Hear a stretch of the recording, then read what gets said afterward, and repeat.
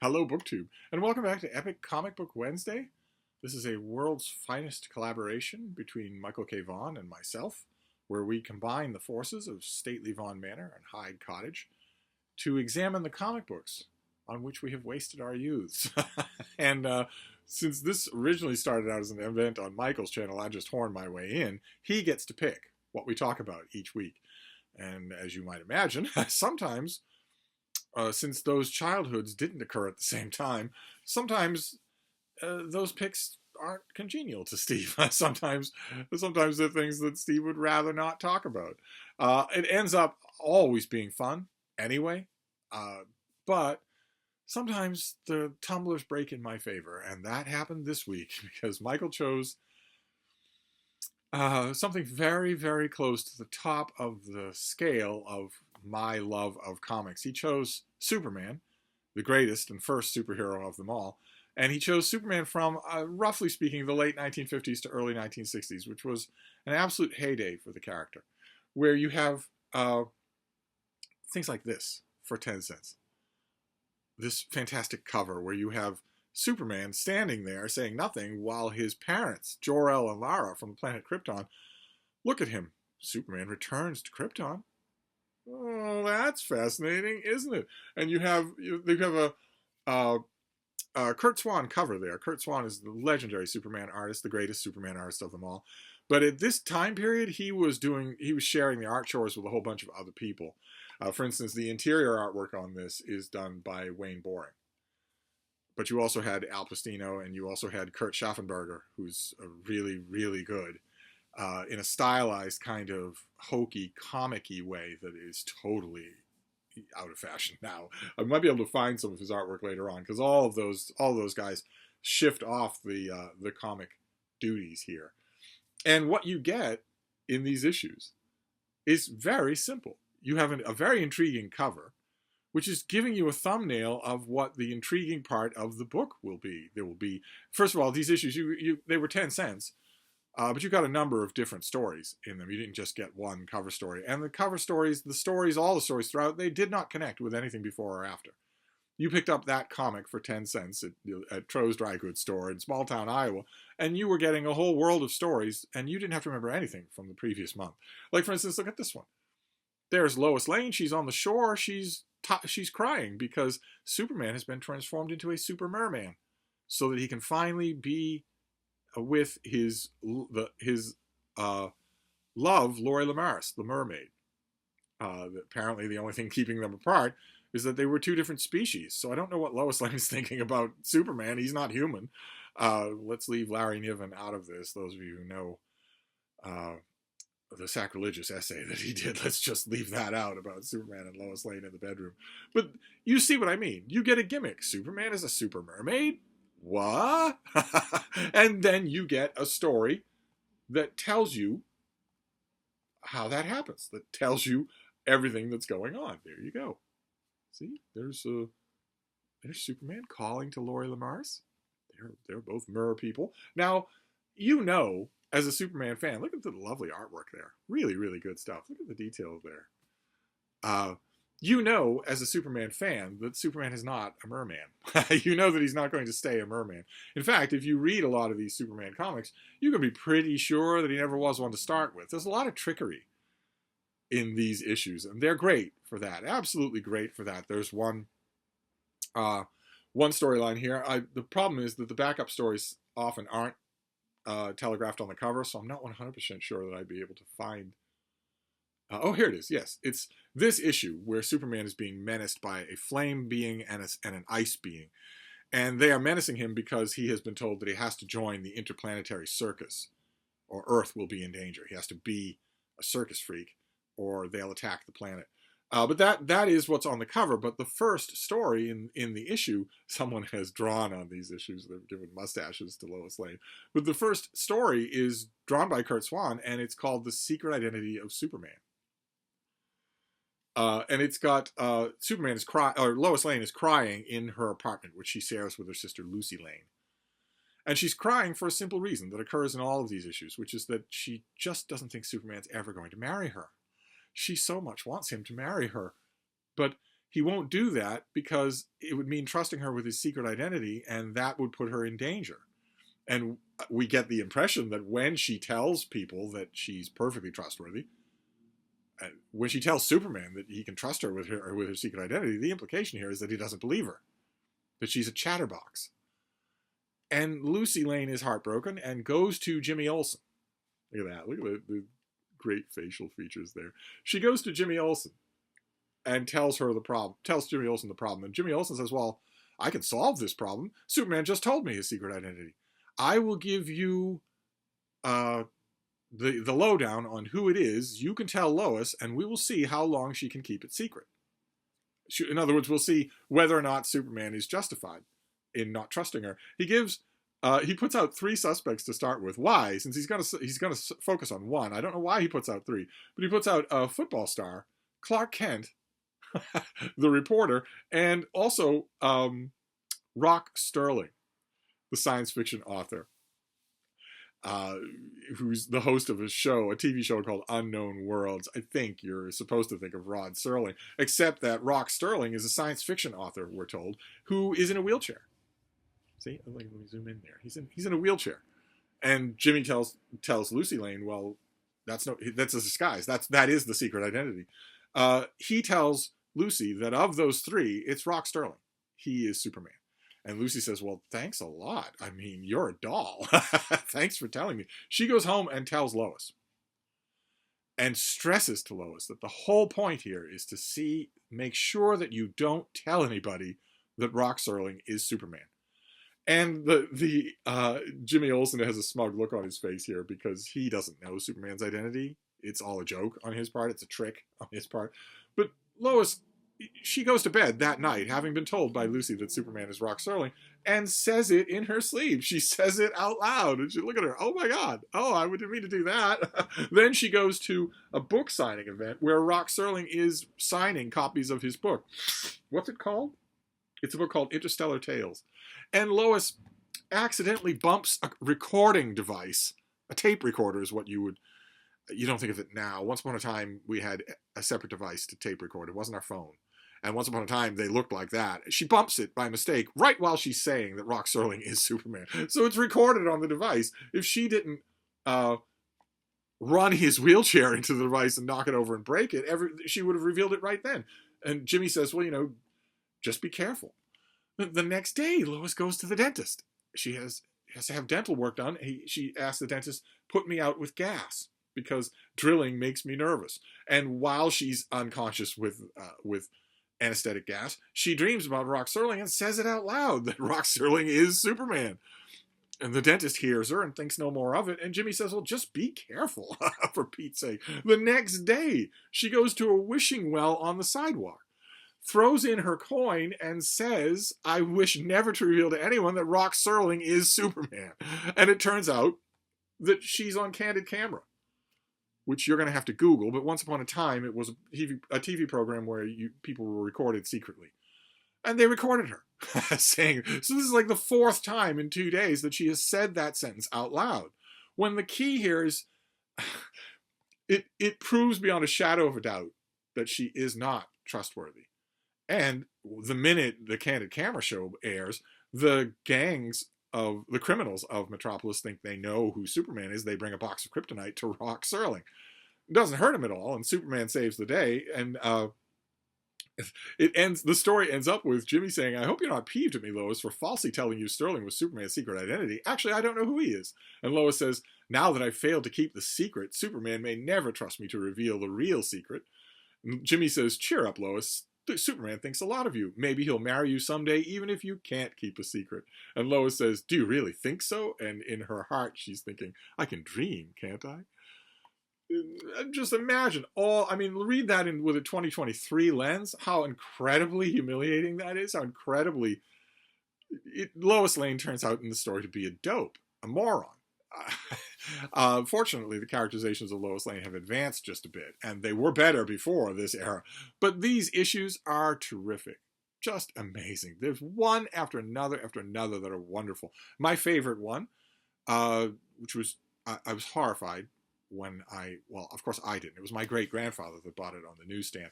But my great-grandfather left a detailed diary, and in that diary he mentions that he was horrified with issue number 146 when it came to the stands. He was really interested in the subject matter, but he was horrified because the cover says still 10 cents. 10 cents is a lot of money.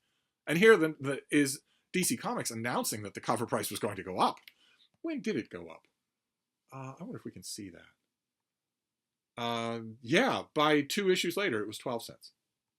An astronomical amount of money. But in this story, we get, I think this is Al Plastino artwork. This is the story of Superman's life. Very Wayne Boring-esque, but the composition is a little more, yeah, this is not Wayne Boring. It's a little bit more amateurish. Wayne Boring, his figures could be really stiff, but he was a really accomplished artist. And this issue tells the story of Superman's origin.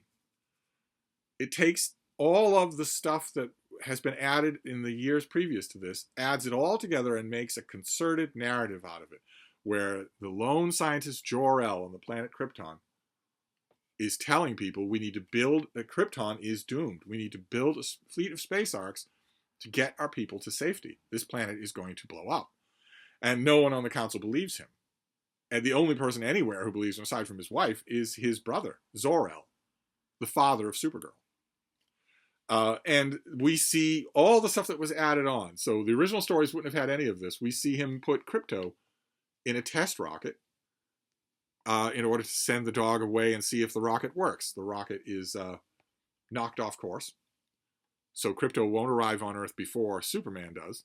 But he will eventually arrive on Earth, and Superman will be Superboy will be reunited with his childhood dog, and then Baby Kal-El is rocketed off to Earth. A classic image there, where the rocket is being followed by a bunch of irradiated lumps of kryptonite, and we meet the Kents. They give him up for adoption. Then they go back to the orphanage and adopt him themselves, and then they see that he has all sorts of superpowers.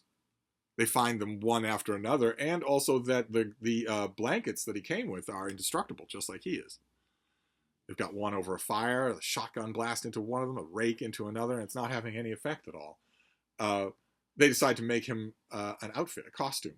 And touchingly, not only does his mother make his costume, but his father teaches him how to fly. He doesn't know how to do it just automatically off the bat. He loads him with balloons and a wire so that he can guide him and help him to control the plane, the pitch, the yaw of his flight. That's touching. That had not occurred anywhere in an earlier Superman story. And then we get Superboy showing up and foiling crime in Smallville. Bullets bouncing off him for the first time that anyone had ever known that. It looks to him like people in Smallville might be suspicious of him, so he builds a whole bunch of Superboy robots. Superman also had a gigantic team of Superman robots, and they were characterized oddly. They think. They call Superboy and then Superman their master. It adds all sorts of story possibilities, of course, because you can see Clark Kent and Superman at the same time in the same place, but it adds a whole bunch of other elements, too, that thankfully these stories don't feel they need to explore. And then Krypto comes to Earth, and we have Superboy and his dog flying around. Come on, Krypto, let's race around the world. Gosh, you're the only one with whom I can play super games. Just wonderful. Absolutely wonderful. It's like knocking the top off a mountain. And they figure out, Superboy traces back the path of his rocket ship, and he uses his own super recall, and they figure out the base of his superpowers, which in this issue is established as a combination of a difference in gravity and a difference in solar radiation. So the Earth is smaller than Krypton. It has much weaker gravity. That gives him his muscular powers. And also Earth's sun is a different wavelength and a lot more intense. That gives him his energy powers, like heat vision or whatnot. And he says that he's completely indestructible, but then he becomes sick because we realize there's kryptonite in the world, and that lead shields him from it. And then the Kents die, both of them. And Superboy goes to Metropolis and becomes Superman. Look, in the bird, it's a plane. Is it a rocket? No, it's Superman. A kind of echo of Superman as he was appearing on TV at around this time. uh, where that was the clarion call that was made famous on the TV show. Look up in the sky, it's a bird, it's a plane, it's Superman. Yes, Superman, strange visitor from another planet who came to Earth with powers and abilities far beyond those of mortal men. Superman who can change the course of mighty rivers, bend steel in his bare hands, and who, disguised as Clark Kent, mild-mannered reporter for a great metropolitan newspaper, fights a never-ending justice for truth, a never-ending battle for truth, justice, and the American way. Of course, the American way has taken a bit of a beating in the half-century since then. When these comics were coming out, the American way was unsullied, and the CIA was assassinating and toppling foreign dictators and foreign elected officials quietly and off the books, which is as it should be. Now, now a lot harder to do that sort of thing, unironically. And these issues just kept going on. Superman meets an adult legion of supervillains from the same future as his adventures as Superboy with the Legion of Superheroes. And all the backup stories exist as well. With all, I mentioned Kurt Schaffenberger, so we should find a bit of his artwork, because you'll notice right away, you'll see right away that it's very distinctively different. He, see, here you have Kurt Swan. Look at that great work by Kurt Swan. Just that sort of thing no one had done with Superman before, that kind of verite that had not been done before. But it's probably going to be a little difficult for me to just zero in, because the problem here is that you have to navigate the backstories, and that's not always easy to do. But this was a great period in Superman's history. It was full of inventiveness. You had people popping up all the time, extraterrestrial menaces popping up all the time in Superman and Action Comics and Superboy, which was happening at the same time. And the closest that you get in these issues from the 60s to an ongoing plot line, closest thing you come is Supergirl. Let me get you a cover here so you can see her. Yes, there we go. There's Earth exploding. Supergirl, Superman, and Krypto are watching it. The death of another planet. And the reason that she's an ongoing story is because she makes her debut. We get her debut around this time. But only in the comic book. Superman decides that the world isn't ready to know about her, and she's not ready yet. She needs to keep training with her powers. So she is, at this time, his secret weapon. The world doesn't know about her. There's one story here where, a really good story, really, really, really interesting story, where, oh, what's the matter? I wanted to show you the cover. Yes, there we go. There's a really interesting, this is not the cover, this is the splash page. This is a really interesting story where Lex Luthor seems to reform. He's in prison, and he asks the warden if he can have access to the med lab so that he can create a cure for cancer. And he does. And he's let out of prison, of course, and he's celebrated all around the world, and he's telling everyone, you know, I've had a change of heart. I'll come up with a cure for heart disease next. And he does. The world loves him. They absolutely love him. And everything about what he's doing is real. And Superman says, well, we can be friends now. This is wonderful. You have turned over a new leaf. And Lex Luthor all throughout the issue is saying, yes, I have. The admiration that I'm getting here feels wonderful. The sense of doing the right thing feels wonderful. Of course, his fellow criminals in the Metropolis underworld want to kill him. Superman is constantly having to save him throughout these issues. Until at the end, when Lex Luthor reveals that it had been a long, carefully elaborate plot, and that he hadn't reformed, and that he wanted to destroy Superman and whatnot. It's oh wait, here, by accident, I've turned to Kurt Schaffenberg artwork. Great. This is what I mean. Kind of, you can see it in this panel here. He's kind of cartoony, but very good. He did a lot of work on Superboy. But let's get to the cover here as we wrap this up. That issue, when I read that issue about Lex Luthor becoming a hero, I was left with a lot of questions. Main question I had was one that I guess any sane person would ask, because Luthor is at heart not sane, which is, why wouldn't this be good enough for you? Why wouldn't this be real? If you realize that everyone would love you, that you would be adored, that everyone would think as highly of you as they do of Superman, maybe more so. Only a few people have been saved by Superman compared to all the people who've been affected by these diseases. Why wouldn't this be real? And it ends up not being real. Luthor just seems to be evil by nature. Although we know that he's not, because he became evil by losing his hair. what a weird motivation for it to survive even the adulation of a whole planet. Not only that, but when I read that issue, I thought, well, okay, so it was the big reveal is that you were evil all along and you never actually did reform. But are we saying that the world from now on in the Superman comics doesn't have cancer or heart disease? Because the cures were right. The cures affected everyone. They were tested and retested. And I had questions like that a lot, nitpicky little questions like that, or rather my great-grandfather did when he read these in the late 1950s, early 1960s. He had lots of nitpicky questions. For instance, Superman in his Fortress of Solitude has the bottle city of Kandor.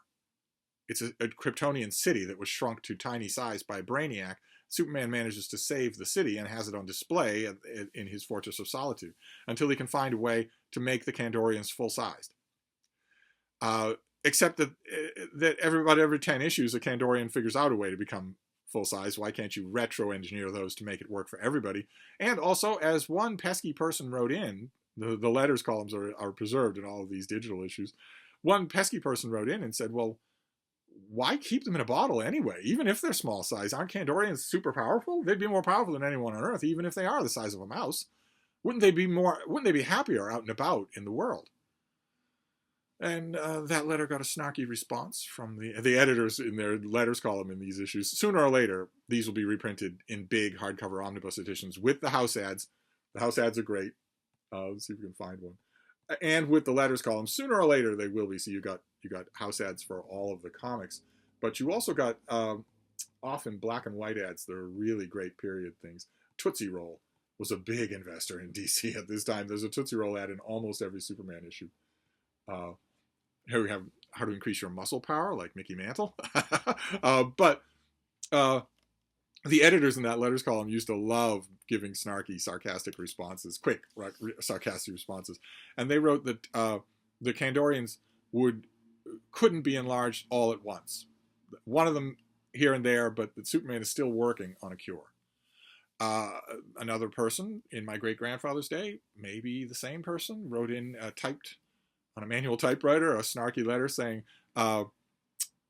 in almost every issue, you have Crypto the Superdog thinking in English. Dogs don't think in English. Why do you have him doing that? And that person, I don't know what kind of connection that person has with dogs, but he might have been very confused by the answer. The editors gave him a two-part answer. Part one was, well, who really knows whether or not dogs think in English? It's entirely possible that when that issue came out, when that letter was typed one by one, like chicken pecks on a manual typewriter, there was one person on Earth who knew for sure that dogs don't think in English. That was part one of the response. And part two of the response is, well, we call him Superdog for a reason. And so on and so forth. There were all kinds of letters like that. Because you could be involved in these things. There's a Bizarro Superman, but also Frankenstein. A Frankenstein monster ghoul of some kind. Bizarro features regularly in these issues. In fact, everybody features regularly in these issues. You'll get a story that revolves around Lois Lane, a story that revolves around Lori Lemaris, a story that revolves around Lex Luthor, Bizarro. It would just genially rotate. When you were done with one fantastic issue, you would move on, you'd forget about it, and you'd move on to the next issue. And it would be something in that rotation. It was delightful. Absolutely delightful. You had great artists in regular rotation on this book, and also over in Action Comics. And just a ton of fun, with a little bit of thinking involved. Superman would come across an enigma, a problem of some kind, or you would get the promise of that cover. The covers were never outright lies. They were usually a good reflection of the contents of the story, only they were only the mystery and not the solution. So the whole time you were wondering, one issue here, Superman goes to bed reading a good, improving novel, and then he's woken up in the morning by his boss. But the reason he knows that it's his boss is because he leans over towards the ringing phone and says, my telepathic powers tell me that this is my boss calling to ask me where I am. And that's right at the start of the issue, right at the start of the story. And you're a Superman fan and you're reading that and you're thinking, wait a minute, Superman doesn't have telepathic powers. And a number of things happen in that story from then on until at the end it's revealed that it's the fifth dimensional imp, Mr. Mxyzptlk, who has magic powers and can do anything. But you're not told that outright. You have to figure that out as you go along as the inconsistencies mount up. Delightful stuff. absolutely delightful. I'm very happy that Michael picked this. God only knows what price I'm gonna have to pay next week for the bliss of returning to late 1950s Superman this week. Will it be Star brand? Who knows? Who knows? But I haven't watched Michael's video yet, but I'm assuming that he takes this opportunity to complain about DC Comics reprint culture, which is really bad. Considering the enormous legacy that they have, it's really weak, especially compared to their only competitor, Marvel Comics. There are no big deluxe ongoing series of hardcover reprints. There are no Epic collections. Of the Epic collection in Marvel Comics, the thing that this weekly debacle of comics is named after, are high quality paper, full color reprints of Marvel Comics during certain runs. And a decade would be a perfect way to do that. There aren't any variations like that in DC. They barely do anything like that at all. So where you should by now have a uniform shelf of those big $120 hardcover omnibus editions that Michael K. Vaughan loves so much, of Superman, of all people, Superman, you don't. Sooner or later, I'm hoping they will do that. And then you will get all those in-house ads, you'll get all those banners, you'll get all those covers, you'll get all of those original letters. And those will be wonderful volumes to have. I might break down and get them myself when it happens. They've done it for the Legion of Superheroes a few times. DC used to have hardcover sets of, much like the Marvel Masterworks volumes. As far as I know, they've stopped making those. But they used to do them. They did quite a few of them. They did a lot for Superman, a lot for Batman, a lot for all sorts of other lesser heroes, and a lot for the Legion of Superheroes. And they have big, fat hardcover omnibus editions of the Legion of Superheroes because they know that the Legion fans are more loyal than any other group of comic book fans and will buy anything that you make for them. And that worked. But the rest of the DC back catalog, terribly languishing. Terribly. So I'm sure that Michael will make that point, and I totally agree with him. But we at least have the memories, and these Superman comics have been reprinted in a few different places. A lot of them had those showcase editions, the showcase editions were DC black and white reprints. They're really cheap. The black and white on the pages will come off if you read them too much. Who wants to think about that? So although they are tempting, they're really a waste of your money. They're an inferior product. But DC also had hardcover reprint volumes for a long time. They did a lot of stuff, ton of Batman, ton of Superman. Those are probably collectible now. They might be expensive, but they exist at least. But nothing ongoing and nothing regular. And there really needs to be for everything. For Wonder Woman, for the Teen Titans had a big volume. But Batman, for God's sake, the only character in DC's current lineup that sells? The reprint culture on Batman should be enormous. It should be through the roof, and it's not. But it was great to revisit these. We will reconvene next Wednesday. Will I be laughing or crying? I don't know. Deathlock, here I come. But anyway, we'll find out together next week, and I will see you then. Thank you.